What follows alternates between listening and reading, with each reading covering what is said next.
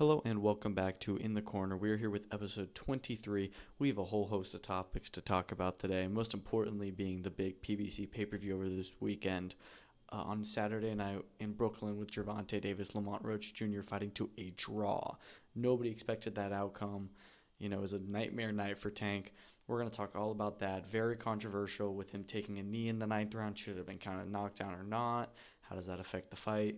We also in Belfast had another very controversial ending with Paddy Donovan being disqualified after completely dominating and nearly stopping Lewis Crocker. So just like a ton of just really crazy stuff happened. We had the announcement of the Ring Magazine card in Times Square on May 2nd featuring Ryan Garcia, Devin Haney, Teofimo Lopez, all against different opponents.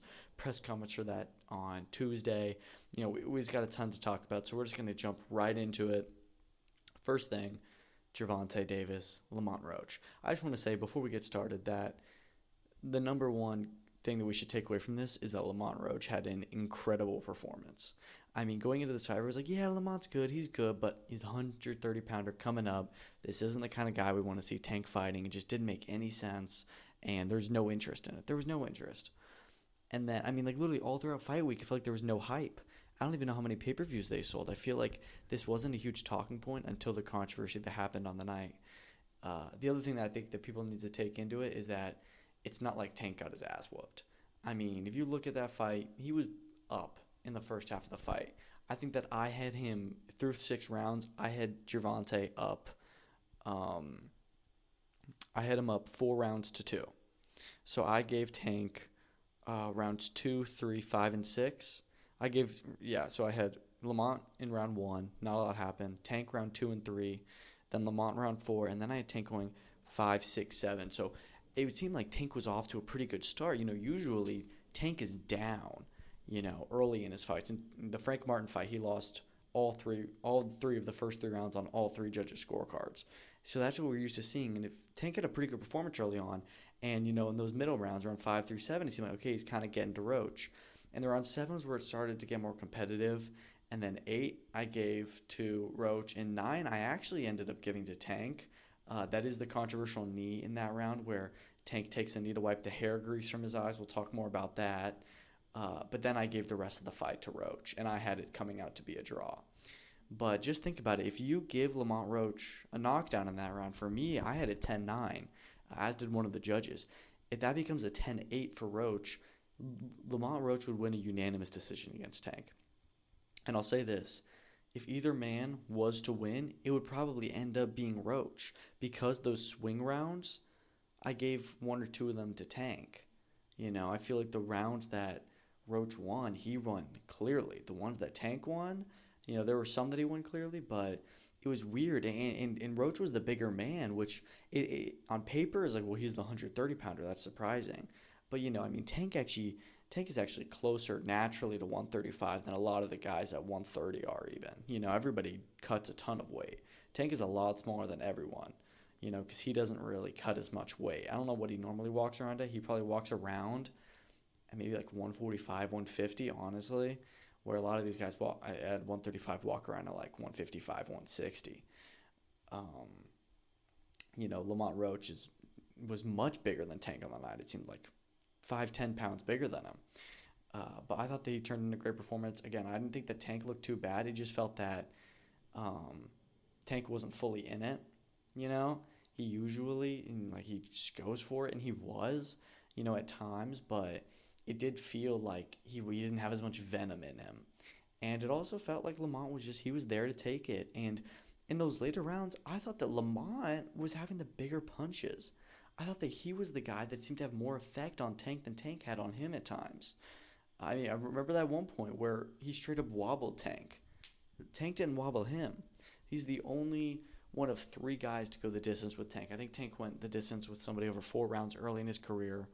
And then Pitbull Cruz, of course, went all 12 rounds with him. Lamont Roach is the second to go all 12, and he's the first that Tank did not beat. We need a rematch next. There's no question. This is really bad for Gervonta. He was already struggling with being the face of boxing because he didn't really want it. He's not finding the best competition, and now it seems that he can't even compete. Not can't compete, but he can't dominate guys like Roach. So I think they will rematch. And to be honest, I think Tank will probably win the rematch. Usually when fights like this happen and it's really controversial and everyone turns on the A side, they figure their stuff out. And Tank knows what he has to do better. Roach had a perfect night, honestly, except for that he didn't get started as quickly as he should have. And I was frustrated with Roach because when you're going against Tank, you want to get started. You want to get those early rounds. And he didn't. And because he didn't get a lot of those early rounds, he ended up getting a draw. But, I mean, he really did shock the world. The rematch is necessary. I think the WBA are interested in ordering it immediately. I know that Tank wants it. And Lamont surely wants it. He says he's already signed a contract. I don't know how true that is, but I'm sure that he would do it in a heartbeat. Tank is saying they could do it as early as end of May. I love hearing that from Tank. I don't know if that'll happen, but I like to hear that he's actually active, and it seems like he's wanting to get more active this year genuinely. I can't believe it, but we need to see Gervonta Davis fight Lamont Roach again. I don't know if Tank has ever rematched anyone. I mean, it's just I still can't get over the fact that Tank didn't beat him. It's so crazy to me. And just some other stuff to do with that controversial knee. So it's because he claimed that hair grease was falling from, his hair. He had it done a few days ago, and the grease was getting burned in his eyes, which, is definitely possible. If you remember, a year ago, right around this time, Amanda Serrano had to pull out of her fight on fight night. For a similar reason. She had just dyed her hair a couple days before during fight week, and it got into her eyes while running and burned her, and she wasn't allowed to fight. I don't want to say, Tank's calling BS. I know that the hairdresser came out and said, we did it on Wednesday. He went through all week. Fine. This is BS. I don't even use hair grease. He said hair grease. He doesn't know what it is. I do think that it was probably some kind of chemical that was still in the hair 3 days later, got into his eyes. It's whatever. But if you take a knee, you can't do that. I know that Tank did find some nift in the rule book where it says, if you go to wipe your eye or something, that's okay. But you don't take the knee. You say, hey, I got something in my eye to the ref, and maybe then. But the fact that Steve Willis, just let Tank the knee. He runs back, and Steve was like, okay. It feels like a little bit of favoritism. That genuinely probably should have been counted a knockdown. He took a knee. It doesn't matter what it was. He shouldn't have taken a knee. He should have done something else to get it out of his eye. But, what's interesting is that the WBA, New York Commission, they have it under review. And there is a serious chance here that Tank could lose his undefeated record.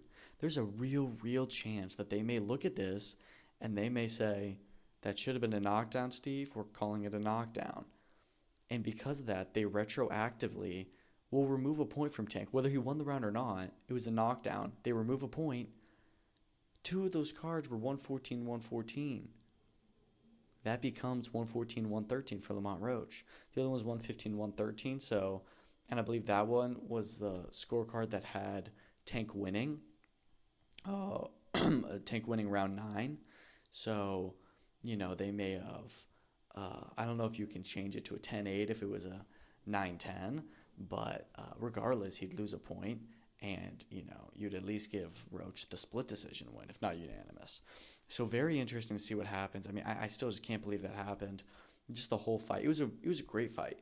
It was not what we're usually used to seeing with Tank. You usually get a great knockout, not always a great fight. That was a tremendous fight. It took a little bit to get going, but those last, rounds 5 through 10, 5 through 12, I thought were phenomenal. I thought they were really exciting, really intriguing, really making you think, like, man, what is going on here? Yeah, we need to see a run back. I heard somewhere that a rep of Tank sent an offer to Top Rank to fight Loma later this year. Tank is not fighting Loma. They tried to do it once, it didn't happen.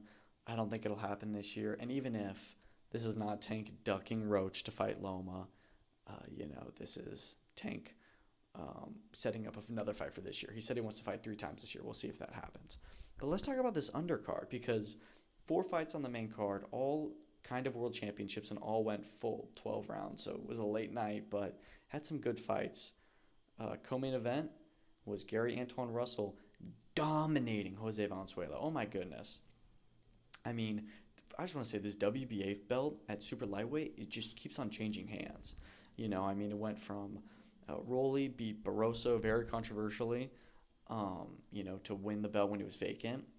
Pitbull stops Rolly in his next fight. Valenzuela outboxes Pitbull in his next fight, and then Russell dominates Valenzuela in this fight. I mean, I don't know what it was. Valenzuela just couldn't get anything going.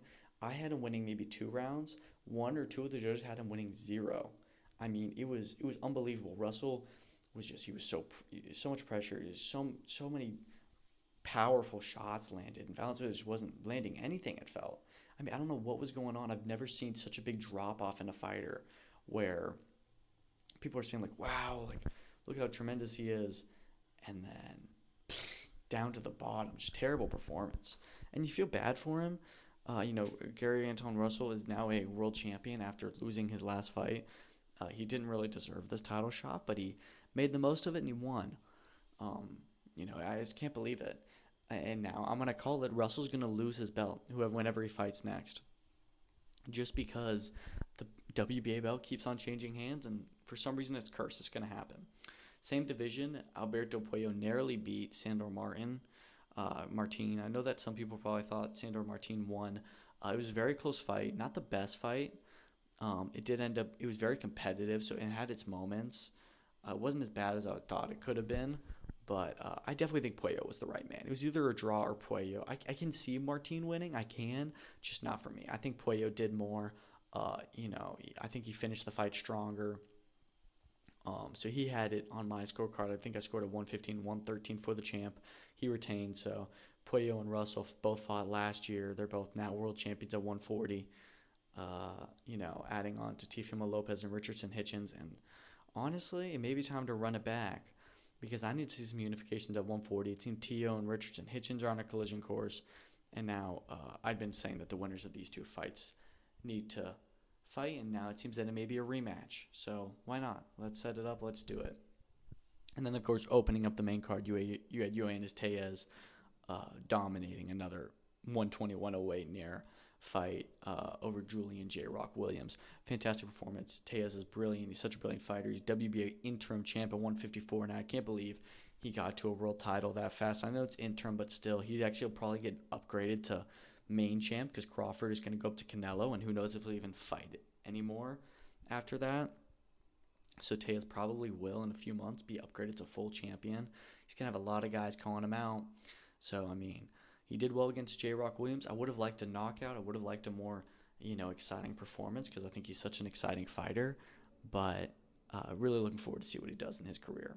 And then on the prelims, you had Jarrett Hurd losing to Johan Gonzalez, who just would not stop coming at him. Just relentless pressure. Very good performance by him.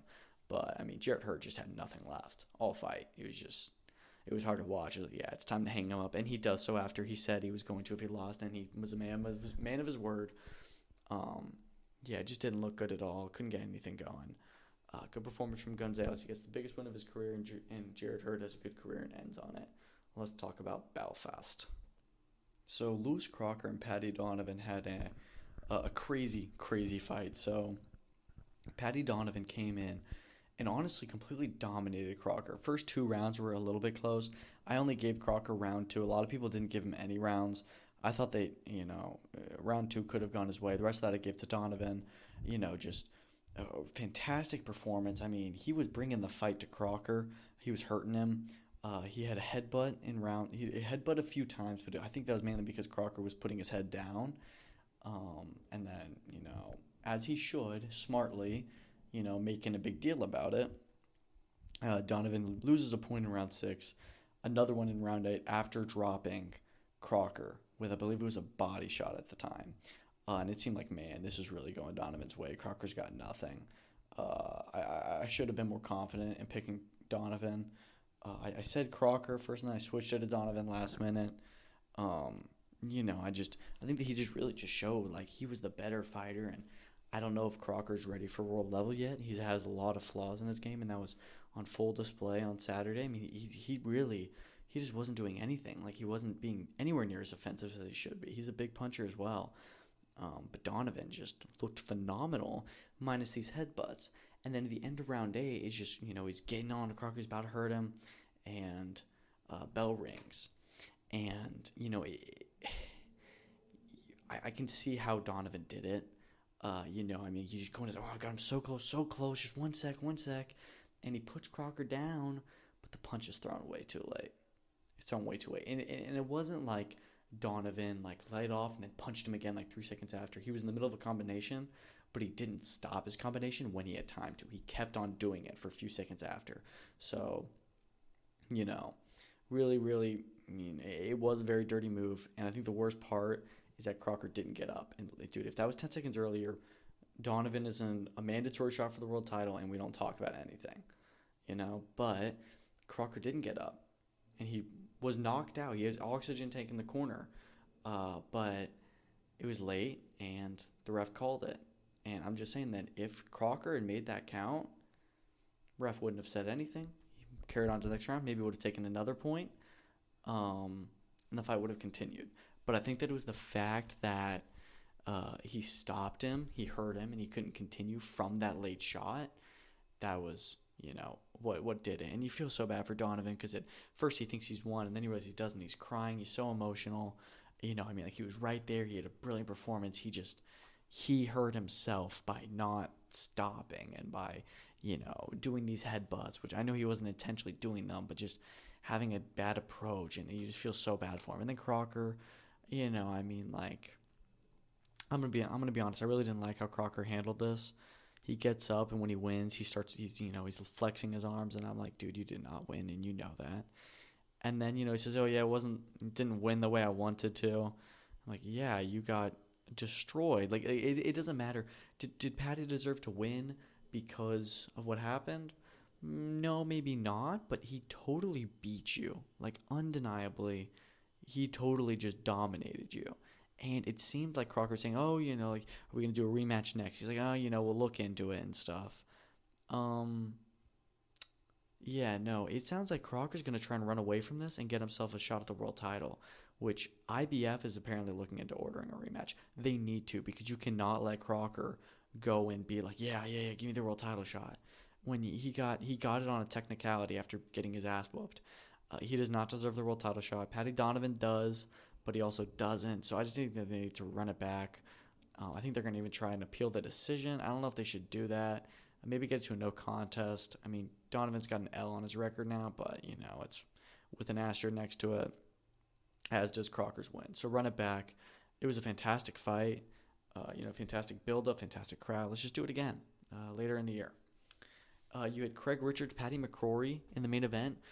This was a fight I was really excited for just because I thought it was going to be very competitive, and it wasn't. Early on, it was like, okay, who's really winning here? And then Craig Richards just starts to just be the cleaner punch, cleaner man, just doing his stuff more effectively. And it's one of those things where you don't even realize how much of an effect he's having on Paddy until he's just done. And, lands a body shot on McCrory, and just like that, corner throws in the towel from it, and they're saying, yeah, we're done. Good decision from them. Fantastic performance from Craig Richards. I feel like Paddy McCrory may have met his ceiling. Lost to Berlanga. His fight with Castillo in November was a little bit dicey, and now this one to Craig Richards. Craig Richards shows he's still on domestic level. I feel like every single time he gets right back up to the top, and then he loses. He just fought Willie Hutchinson, felt like he was going to win. A shot at a world title maybe, and he loses. So we'll see what they do with him next. I'm not really sure who you fight from here. But he's a good fighter. He's fun to watch. Good talent, and he's still got some punches to give, you could say. What else was on that card? You had Kurt Walker and Leon Woodstock. So Walker looked phenomenal early in this fight, and then I feel like he just let himself get away, let the fight get away from him. He still won, but it was a majority decision. I only had him winning 96-94. He really could have won that 98-92, maybe even more. It was just that he looks so good, but he's got to work on his conditioning because Woodstock would not stop coming at him. And Walker was kind of matching that energy early on while he could. And then, it wasn't that Woodstock was hurting Walker at all. Walker just couldn't meet the volume. He couldn't compete with it. And that cost him one of the judges' scorecards and nearly could have cost him the fight. It didn't. He still looked good. He's just really got to work on that, but he has very good talent. Stephen Ward upset Tommy McCarthy in the first fight of the main broadcast, stopping him in round 6. I mean, I didn't even think that McCarthy looked like bad or anything. I thought that he was actually of the rounds he didn't get hurt in, I thought he was winning. I thought that he was boxing better. It just showed that Stephen Moore was the bigger puncher, and and there wasn't really much McCarthy could do to stop it. And he was just, his chin was just getting taken by Ward. And round 6, great stoppage, and that's just it for the fight.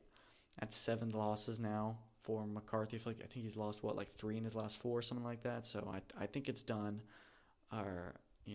He had a pretty good career. I don't think there's any need to keep going. I don't know what level you can fight at from here. Some pretty good fights in the prelims. Oh, I want to talk about this. Shauna Brown and Alif Nurturan.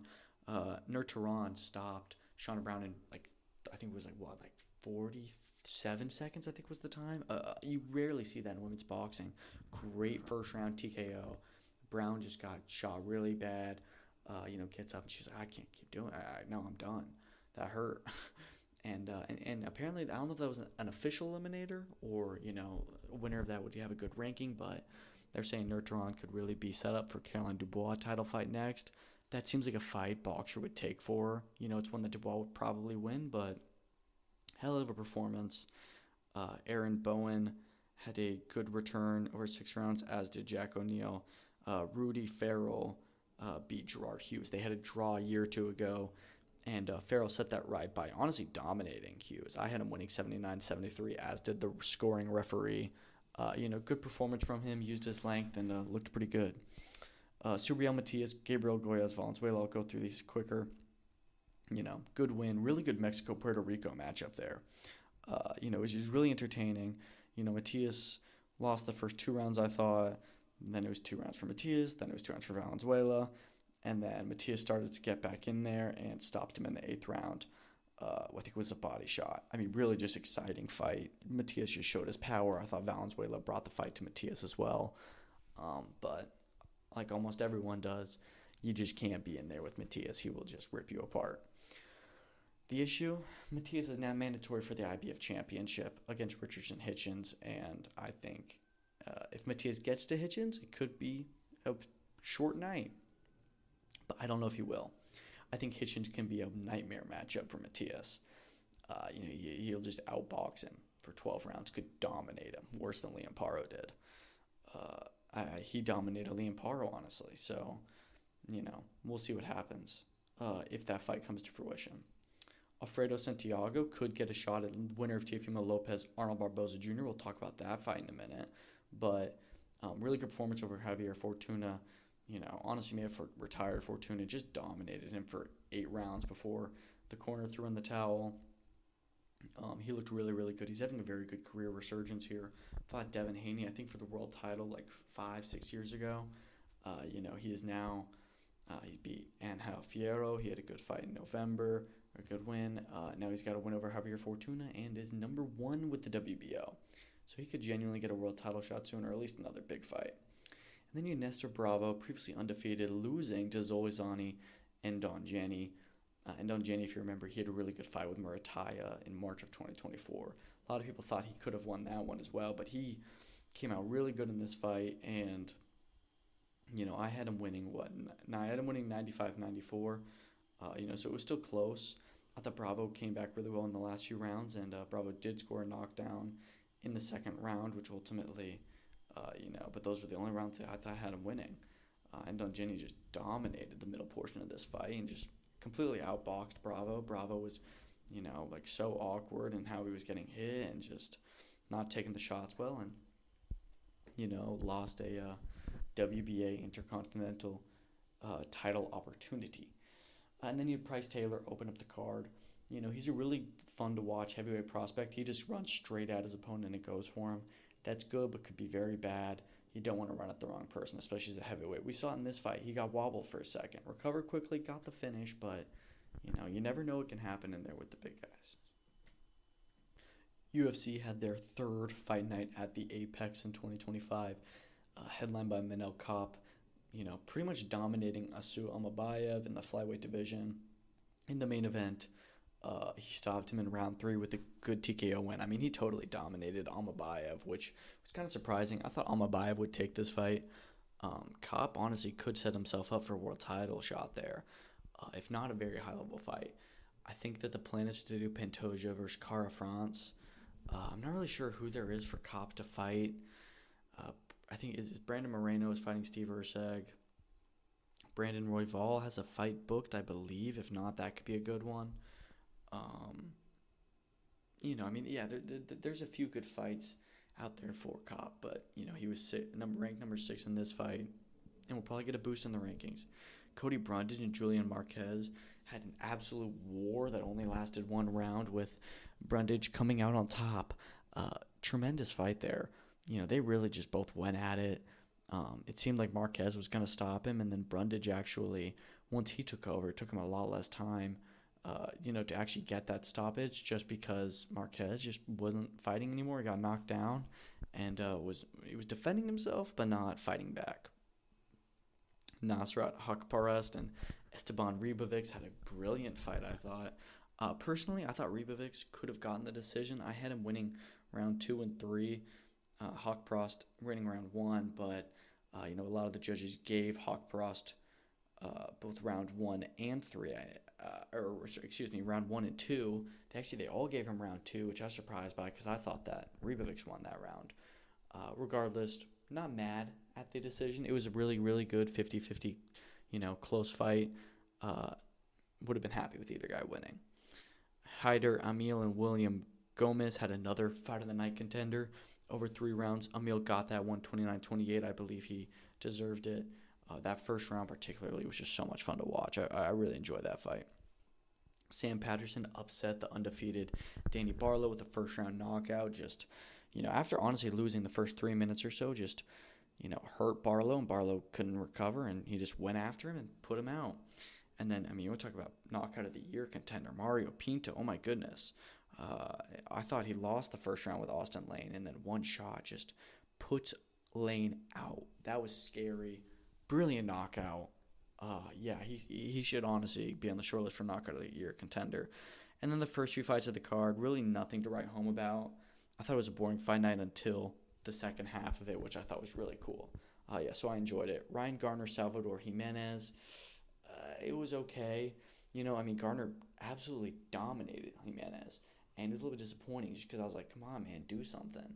Both on Garner's side, where he couldn't get the stoppage, and then on Jimenez's side, where he was just doing nothing to compete.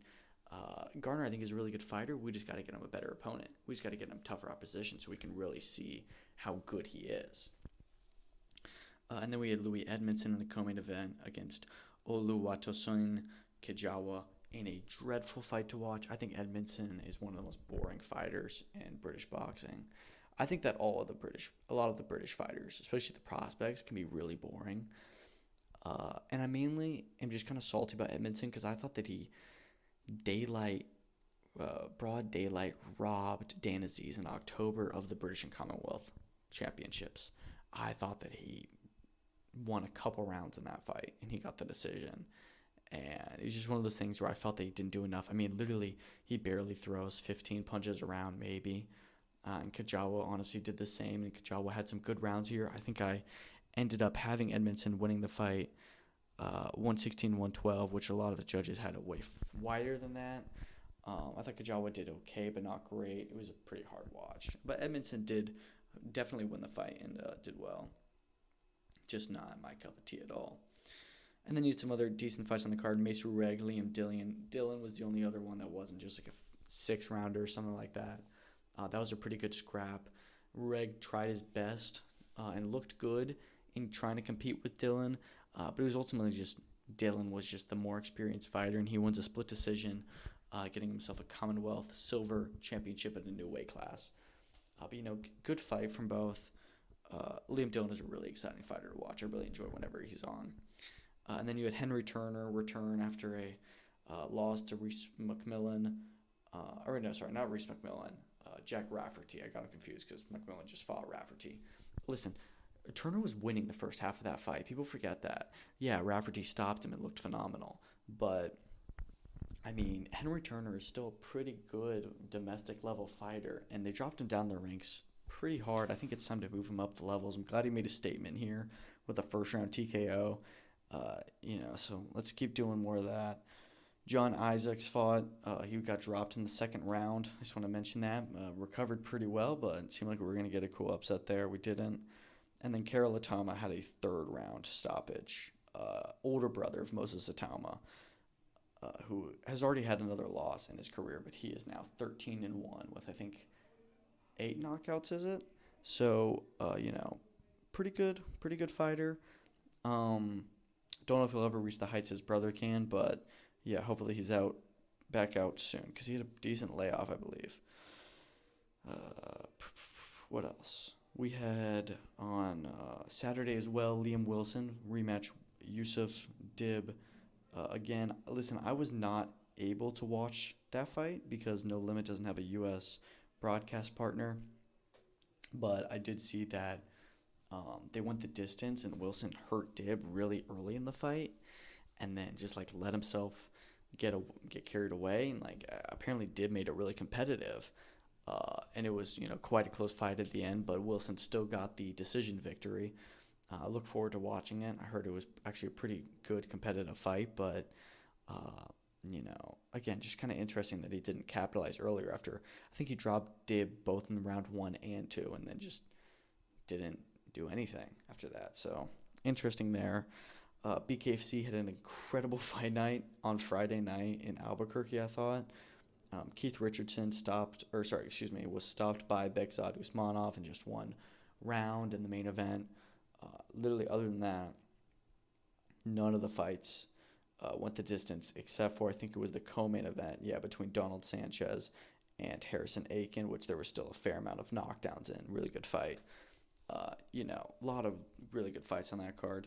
Just want to shout out Eric Dodson and Van Vo. They had a total of 8 knockdowns combined between them, which is just ridiculous. 8 knockdowns. I think that Dodson was knocked down 5 times, Vo knocked down 3 times, and then Dodson actually stopped Vo in the third round to get the win after being dropped 5 times. So unbelievable stuff. I mean, BKFC, if you're not on the train, hop on, because, oh boy, we're going to the moon.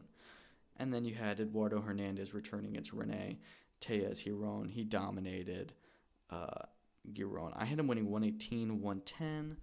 Again, scorecard's a little bit more wide. But, really good performance from Rocky. It seems like he's figuring out his stuff. Fight by fight, he's getting better and better. He still got to work a little bit on his consistency in his gas tank towards the end. But, he's got to get a world title shot this year, it seems. And then Alexis Barrier was also on that card. Heavyweight stoppage after 6 rounds. I believe he's with Matchroom now, so I'm sure we'll see him again too. Again soon, I should say. Excuse me. Okay, that is all the fights that happened this weekend. Like I said, we're going to hear more about this Tank and Roach fight. It's under review by the commissions and sanctions involved. I also wanted to mention that Joe Joyce didn't fight on the Queensberry card. He was supposed to. Would have made that card more interesting because it was kind of lackluster, but I understand why he shouldn't have been fighting at all. He maybe shouldn't be fighting, period, on any fight, but it didn't make sense for him to have a run out before the big Dillian White fight in April. Okay, let's talk about the news that's been going on. We've got a lot of headlines here. I'm going to try and do it as fast as possible. The first one is a big one.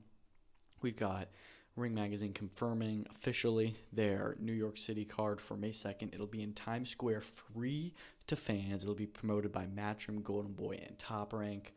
I believe it'll still be a pay-per-view for $25 again, similar to the last Crescendo. Wish it was free, but I won't complain. Whatever. I just feel like it should be free if it's free to fans to show up, but I won't complain. Main event, Ryan Garcia, Rolly Romero at welterweight. I think this will be for the WBA regular welterweight title, which is so stupid. It just doesn't need a title at all. Co-main event, Devin Haney, Jose Ramirez. I think also at welterweight. So these are all 140 guys, even if they're fighting at welterweight, they're making their debuts there. And then we thought we were going to have Martin McCauley, F.A. Ajagba, and an IBF heavyweight eliminator. That is not happening because McCauley was, took the Parker fight on such short notice and got knocked out. So IBF doesn't want to do that fight. They don't want to have him fight then, so it just doesn't make sense to do it.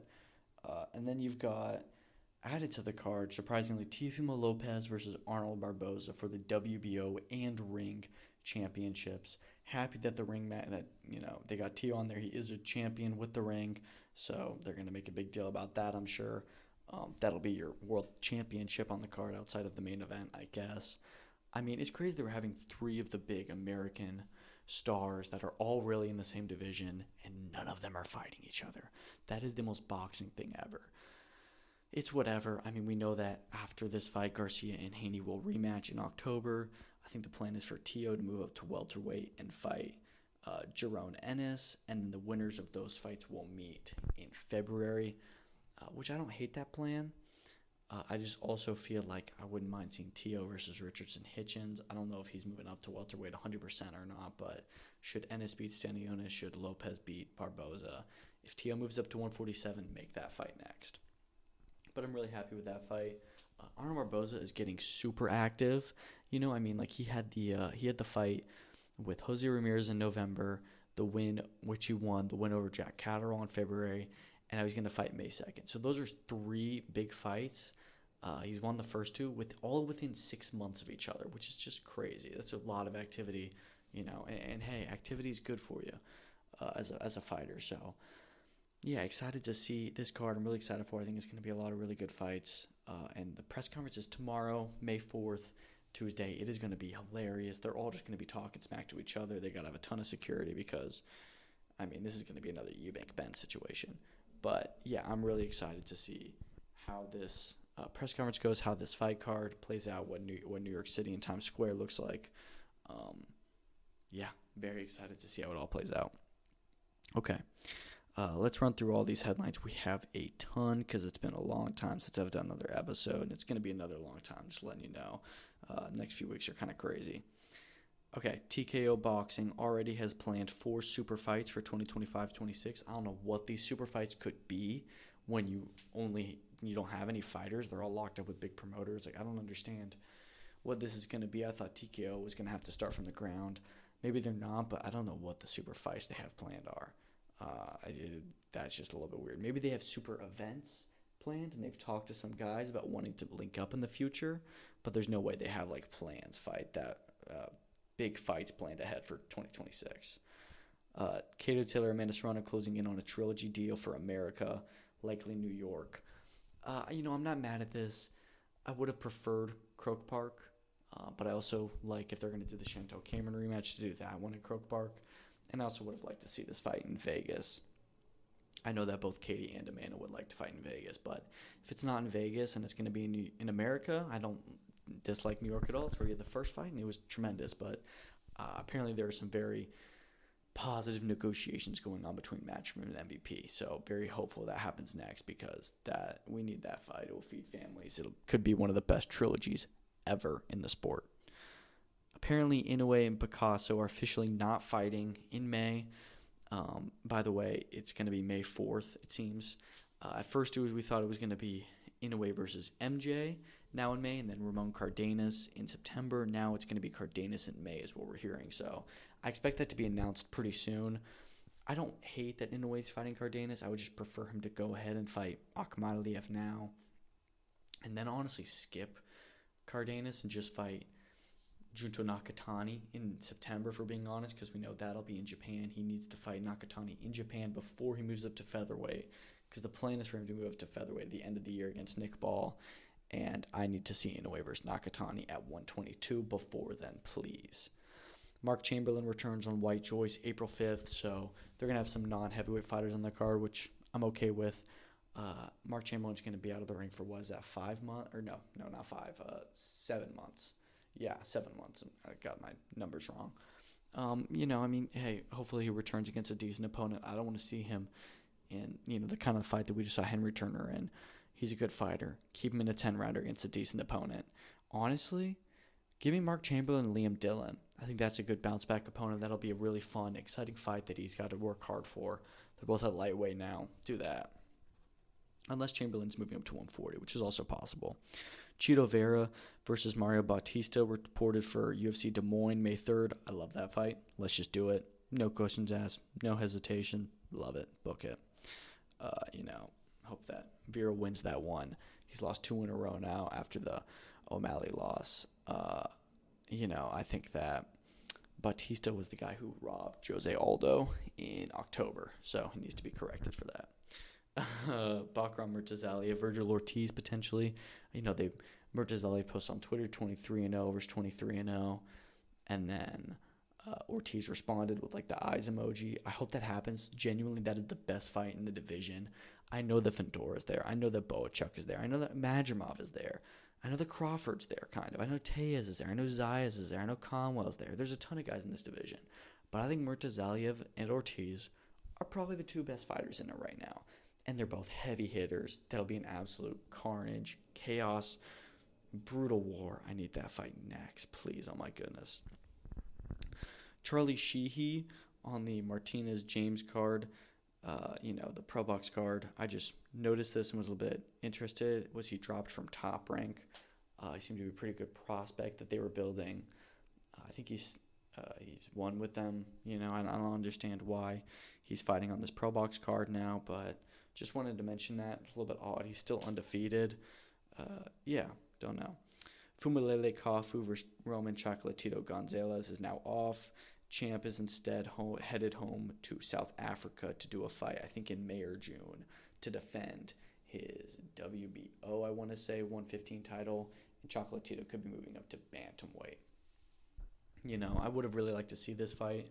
I think it's a decent fight. I think that it gives Chocolatito a chance to become world champion again. But I know that Chocolatito wanted to move up to 118, so I'm totally okay with that. Dubois' illness was finally revealed.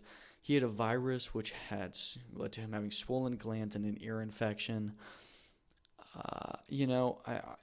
If we had heard this a day after, I wouldn't be at all like, okay, cool, whatever. But it just feels kind of weird. And I don't want to say Dubois pulled out, but it just feels kind of weird that we didn't get any word for so long on what happened.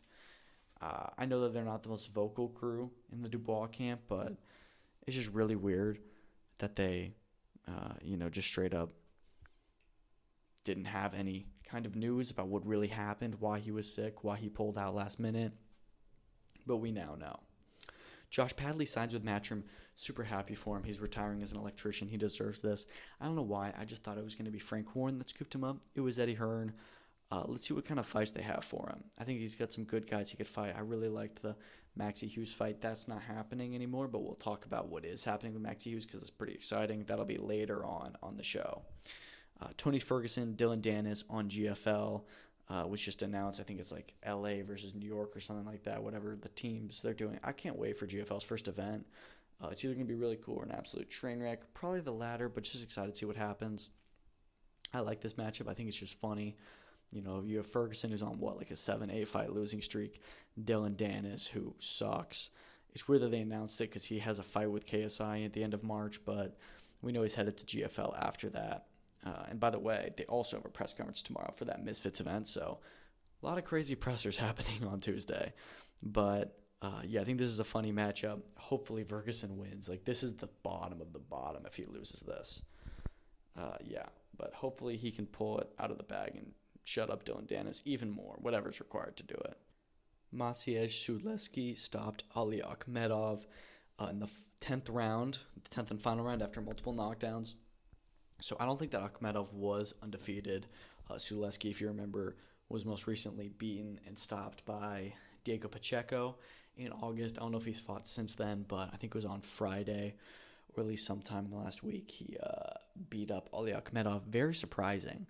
That just seemed like a fight that Akhmedov was a rising contender at 168.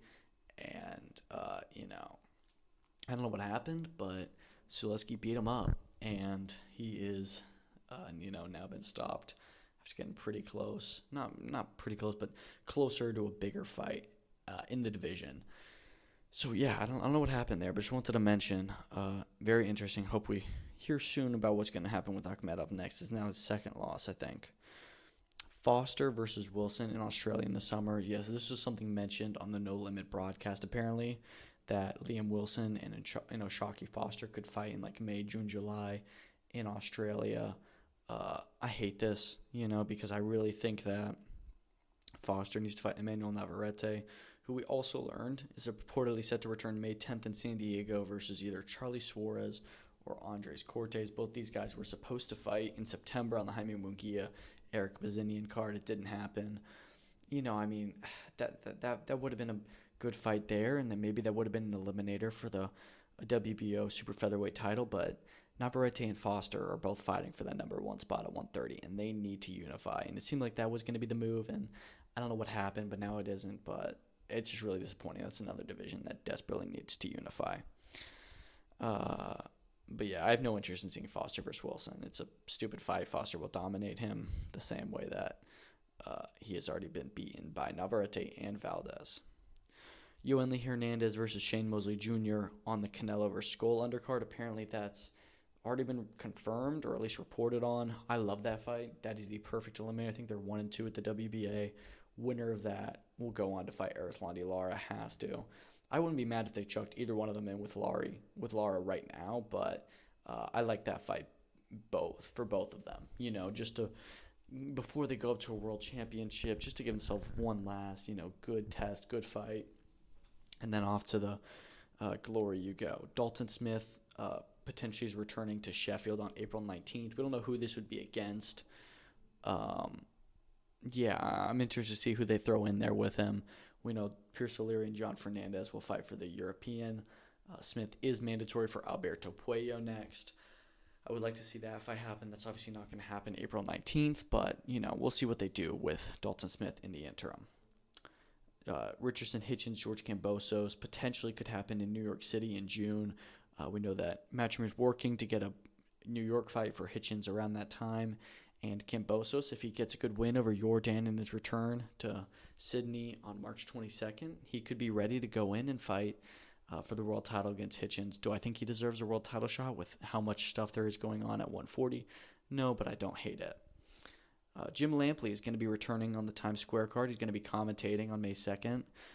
Very, big, famous, one of the best commentators of all time, at least for boxing. For like 30 years, so cool that they're bringing him back. And it seems that Todd Grisham is getting pushed out. He got pushed out a little bit by Adam Scott on some of the Saudi cards, at least in the UK. And I hate that because I know people really shit on the DAZN crew, but I think that they're fun. I think they're really fun to listen to. They have fun with it. I think that they're still good pundits. I really enjoy listening to their broadcast team, but I'm excited to hear from Jim Lampley on May 2nd. Boots Stanionis, we've got a few card updates for undercards and stuff. Before we wrap it up, Boots and Stanionis, their undercard. Ray Ford is going to be the co-main event. We knew this. Got a lot of options. We heard about Henry LeBron. Good fight. We heard about Abraham Nova. Really like that fight.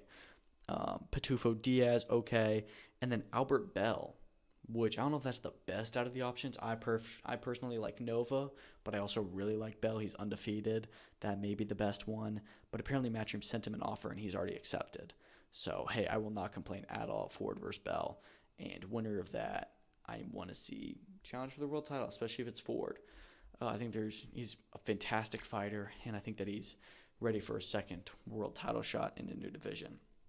Also on that card, we'll have Arturo Cardenas versus Christian Carto. Carto is trained by Bozy Ennis. So it's a little bit interesting there. Cardenas, I think that he's a pretty good fighter, but he hasn't always looked stellar in the past. So we're gonna see him tested here and see how good he really is, because I don't think he'll be a world champion just from the performances I've seen. GBM announced actually a really big show for May 23rd. Very excited to see this show, honestly. I've been a fan of GBM and the work that they've done. They're the boxing promoter, honestly. It's them and Pro Box TV, I'd say, that I feel like they're taking the biggest swings in 2025. Maybe Pro Box probably a little bit more so, but at least on the British scene, GBM is getting there to really be competitive with the other people. You've got Terry Harper, Natalie Zimmerman in the main event, WBO World Lightweight Championship, so they're promoting their first world title fight. This will be in Doncaster at the Eco Power Stadium. It's outdoors. It's a stadium. It's 15,000, which is really big for them for a GBM show. Outdoors. It's huge for them. I'm really excited for it. It'll be Friday, May 23rd. Also on the card, you got Maxie Hughes versus Archie Sharp. That's a fantastic fight. At lightweight WBA Intercontinental Championship.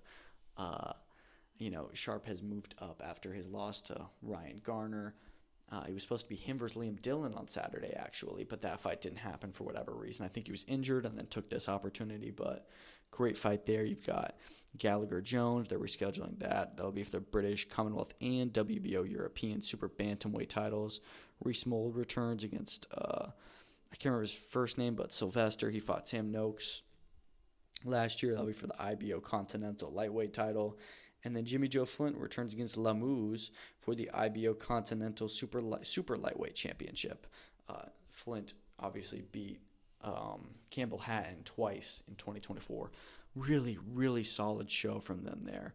I'm very excited to see that card. I think it's going to be awesome. It'll be a Friday. Honestly, a big show in the UK, so props to them. They did very well. And I wonder what is going on there because Terry Harper was with Matchroom. Archie Sharp was with Queensberry. I thought Maxie Hughes may have been with Matchroom as well, but he's also fought with GBM recently, of course. So kind of feels like they're borrowing some other fighters, but, those Eddie and Frank support him, I guess, and that's awesome. I want more support. I want more big promotions in the UK, in the US, around the world. Very excited for that. Golden Boy announced their undercard for William Zepeda, Tevin Farmer 2. I was more interested to see how much of this was like a Golden Boy card or if it was a Golden Boy co-promotion with some Mexican promotion because Golden Boy doesn't really promote outside of the U.S. But this appears to be full-on Golden Boy promotion. Co-main event will be Oscar Collazo defending his WBA, WBO, and Ring Magazine minimum weight titles against Edwin Cano in the co-main event. I would like to see him unify after this. If he's going to stay at 105, go for Undisputed. If not, just move up. I know that he's trying to go for Undisputed, but it may be hard to. I would not be mad if he moved up to 108. He's unified at 105. He's obviously the best fighter in the division. And there's bigger fights at 108 for him. And then he can go up a few divisions. Because 105 and 108 are pretty dry. And then 112 and up, it gets interesting. Yokasta Valle versus Marlon Esparza will open up the broadcast. That's crazy. They're opening it up because that is one hell of a fight. Valle, of course, is a former minimum weight champion. Esparza, a former flyweight champion. I think Valle is actually multiple divisions champion. So, really good competitive fight. I'd say Yokasta Valle probably wins that. But, it's a really good match. I like that Golden Boy is making that fight between two. Honestly, they're two of their best women's fighters. It's them and then Gabriela Fundora, who's the number one. But they've only got a few really good women's fighters, and they're matching them up, which I like.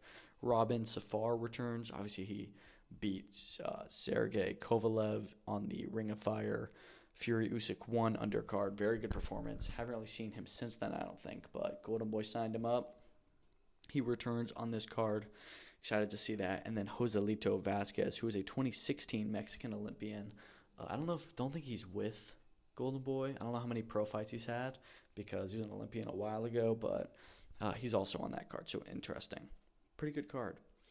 Excited to see that. I'm a really big fan of William Zepeda, and I'm not mad at this rematch, but, I hopefully the winner of this, which will probably be Zepeda, goes on to fight Shakur for the World Championship because we know it's not going to be Tank anymore. Nick Ball, TJ Doheny is confirmed for DAZN outside of the UK. Love that. This is the last Queensberry TNT sports show, and we will be able to watch it in the US. This is not a shock or anything. Just wanted to add that. And then last thing, Keyshawn Davis wants Andy Cruz before he eventually moves to 140. I think this is him kind of let it marinate. We know he'll be at 135 for a good bit. The Keyshawn and Andy Cruz fight is a great one. Are there better fights for Keyshawn? Yeah, you've got Lomachenko, maybe. You've got Gervonta Davis, of course. But I think Andy Cruz is right there for next. Maybe Gabriel Murataya if he wins the fight against Abdullayev. And even if it's Abdullayev, but he could unify with whatever goes on with the IBF and then Tank Davis. We know he won't fight Shakur, but other than that, I want to see Andy Cruz. I mean, they've got beef there. It's a really good matchup. And one that Keyshawn will probably win. So, yeah, we'll see what happens. That's all I've got for today. Thank you so much for listening. Next episode will be out Thursday, I think. And then after that, it's going to be another long time before I'm back able to get caught up and and do another episode. It's a big week going on. I'm very busy. I'm out of town all week, both this weekend and next weekend. So we'll try and do my best, but we have UFC 313 on Saturday. Very excited. Won't be able to watch it live at all, which sucks, but, we'll figure it out. Thank you so much for listening. I'll be back Thursday, and then after that, probably beginning of next week. Thank you for listening. I've been Cash.